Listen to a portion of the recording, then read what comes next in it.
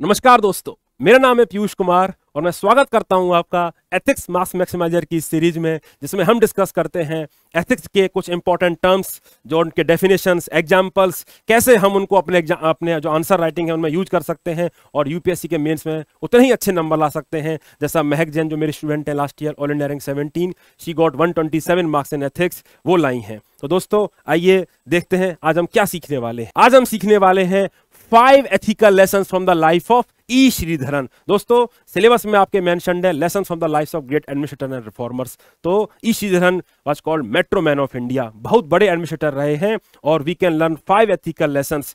लेकिन 5 ethical lesson जब आप लर्न करेंगे तो केवल आप वैल्यूज की बात नहीं करेंगे, इंटीग्रिटी, ऑब्जेक्टिविटी, ऐसे रूटीन और रूडिमेंट्री आंसर्स आप नहीं लिखेंगे। आप स्पेसिफिक इंस्टांसेस याद करेंगे, वो स्टोरीज याद करेंगे, वो एक्शंस याद करेंगे ई श्रीधरन साहब के, जिनसे वो वैल्यूज रिफ्लेक्ट होती हैं, जिनसे ये पता पड़ता है कि वो वैल्यूज उनके जीवन का कितना अहम अंग थी और क्या हम वो वैल्यूज सीख सकते हैं। Punctuality, one of the lesson that we can learn is punctuality.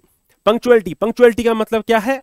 Punctuality आपने देखा होगा डिफरेंट मेट्रो प्रोजेक्ट जो श्रीधरन साहब ने लिए थे वो टाइमली कंप्लीट किए गए। तो टाइमली क्यों कंप्लीट किए गए? That shows his punctuality. और पंक्चुअलिटी केवल टाइमली प्रोजेक्ट्स कंप्लीशन करने से नहीं दिखती है, ये दिखती है कि क्या स्टेप्स लिए गए उन प्रोजेक्ट्स को टाइमली कंप्लीट करने के लिए। One of them was he used to install reverse clocks. Reverse clocks वो इंस्टॉल करते थे और जो इम्पेंडिंग डेडलाइन के बारे में बताता था। जो भी टीम मेंबर्स होते थे, जो भी उनको स्टिपुलेटेड टाइम होता था बुक्स में, उससे भी कम टाइम वो रिवर्स क्लॉक्स के थ्रू सेट करते थे ताकि सारे जो उनके टीम मेंबर्स हैं वो टोज पे रहें, वो काम को जल्दी जल्दी खत्म करने का प्रयास करें ताकि क्लॉक इज टिकिंग। क्यों? क्योंकि क्लॉक टिक कर रही है, आपका समय खत्म हो रहा है। That is how the punctuality, that is how this element of urgency was inculcated in the team by E Sreedharan साहब।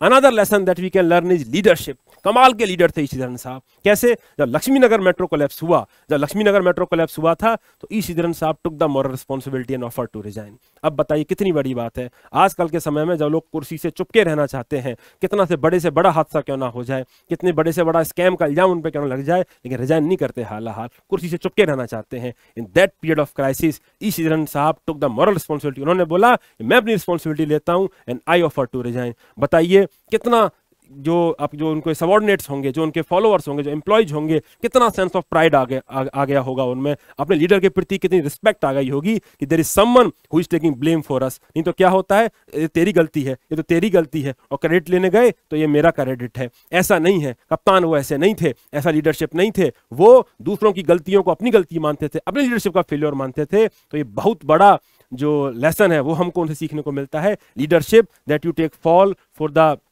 Mistakes of your subordinates. तो ऐसा लक्ष्मीनगर मेट्रो कोलैप्स के टाइम पे उन्होंने किया था। Another value that we can learn is innovation.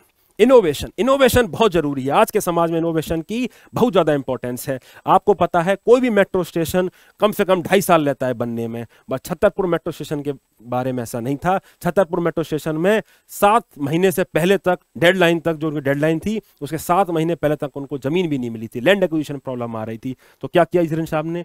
Project तो timely complete करना है, तो क्या किया? Entire Chhatarpur metro station was pre fabricated. भारी डिफरेंट जो उनके एलिमेंट्स थे उनको भारी बना लिया गया और जैसे ही लैंड मिली 3 महीने के अंदर काम पूरा कर दिया गया और उनको असेंबल करके मेट्रो स्टेशन रेडी कर दिया। दोस्तों ये इनोवेशन दिखाता है, ये स्ट्रीट स्मार्टनेस दिखाता है, ये दिखाता है कि किस लेवल तक आप कमिटेड हो कि आपको प्रोजेक्ट टाइमली पूरा करने हैं। ठीक है, तो another important value that we learn is innovation, जो छतरपुर मेट्रो स्टेशन में जिस तरह से प्री फैब्रिकेशन किया था उससे हमको सीखने को मिलती है।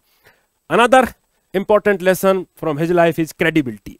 दोस्तों विश्वसनीयता, क्रेडिबिलिटी, उनकी लाइफ क्रेडिबिलिटी की मिसाल है। कैसे मिसाल है? He used to act in a very transparent and fair manner. जितने भी कॉन्ट्रैक्टर थे टाइमली पेमेंट करना, उनको जो भी फेयर उनके टर्म्स एंड कंडीशन थे उनको बताना, ट्रांसपेरेंट तरीके से वो काम करते थे। इसी का नतीजा था जब हर्षद मेहता स्कैम हुआ तो मार्केट में पैसा नहीं था, पैसे की कमी थी। Various contractor work for months without even getting paid. बिना पेमेंट के उन्होंने काफी कॉन्ट्रैक्टर्स ने काम किया because they trusted E Sreedharan, they trusted the honesty and credibility of E Sreedharan कि ये साहब हैं तो पैसा हमारा नहीं फंसने वाला है। अदरवाइज आज आप काम करवा के दिखा दीजिए, आपके प्रोजेक्ट इंस्टॉल हो जाएंगे, आपके प्रोजेक्ट चलेंगे ही नहीं। क्यों? क्योंकि लोगों को विश्वसनीयता की आजकल बहुत कमी आ गई है। यही कारण है कि बहुत सारे मेट्रो प्रोजेक्ट्स में जो ई श्रीधरन साहब हैं उनको बोर्ड के एज ए बोर्ड मेंबर लिया जाता है to install that, to instil that kind of credibility in the metro project, ताकि इन्वेस्टमेंट लाया जा सके, फॉरेन इन्वेस्टर को बताया जा सके we have someone who have delivered this project in the past, और आप हम पे ट्रस्ट करिए, ये प्रोजेक्ट भी उतना ही सक्सेसफुल होने वाला है,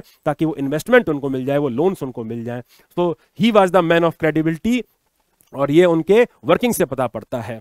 And the fifth lesson that we can learn is dedication to public service. Ultimate dedication to public service. Dedication का मतलब क्या होता है? Dedication का मतलब होता है passionate commitment. कि आप passionately committed हो, आप केवल minimalist guy नहीं हो, family man वाला, कि हमको minimum 10 से 5 की जॉब करनी है, अरे हमको तो ये रूल्स है इतना फॉलो करना है, जो काम दे दिया वो उसको करके देना है। मिनिमलिस्ट गाय नहीं हो, आप मैक्सिमलिस्ट हो, आप प्रोबिटी के इंसान हो, आप मैक्सिमाइज करते हो, आप पैशनेटली कमिटेड हो पब्लिक सर्विस के।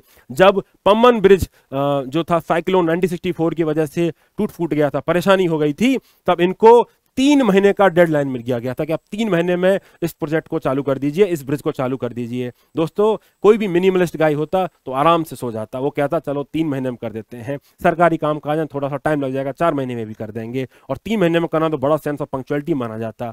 ईश्वरन साहब ऐसे नहीं थे, he was dedicated to public service, passionate commitment था उनका। उन्होंने पूरा जो प्रोजेक्ट था वो 40 दिन में करा दिया, 90 दिन की बजाय लगभग आधे दिनों में करा दिया। दोस्तों, such was the dedication to public service जो ईश्वरन साहब रखते थे। दोस्तों, हमने सीखे वो 5 लेसन्स जो हम डॉक्टर ईश्वरन साहब की जो लाइफ है उससे सीखते हैं। और दोस्तों, हमने सीखे वो 5 ethical lessons that we can learn from the life of doctor E Sreedharan, metro man E Sreedharan, और कैसे हम उनकी जो एथिकल लेसन्स हैं उनको हम अपने आंसर्स में यूज कर सकते हैं। तो अब आपके पास ना केवल वैल्यूज हैं बल्कि स्पेसिफिक इंस्टांसेज हैं, स्पेसिफिक स्टोरीज हैं जिनको आप लिख सकते हैं। For example this leadership, for example this, ताकि आपके आंसर में एक डेप्थ आए, ताकि आपका आंसर शैलो ना लगे, क्योंकि बाकी लोग क्या करेंगे, केवल वैल्यू लिख के छोड़ाएंगे, लेकिन आप एग्जामिनर को बताओगे कि आप थोड़ा डिटेल में पता है, आपको थोड़ा स्पेसिफिक वैल्यूज पता है, स्पेसिफिक इंस्टांसेस पता है। दोस्तों, आई होप आपको ये याद रहेंगी और आप इनको रिवाइज करेंगे और अपने एग्जामिनेशन में यूज करेंगे, and I hope it helps you in writing great answers and फैचिंग great marks in ethics paper. Thank you so much. Comment करके मुझे जरूर बताइए और कौन से वैल्यूज हैं और कौन से टर्म्स हैं जिस पे आप चाहते हैं कि मैं ऐसे वीडियोज बनाऊं। Thank you so much. नमस्कार।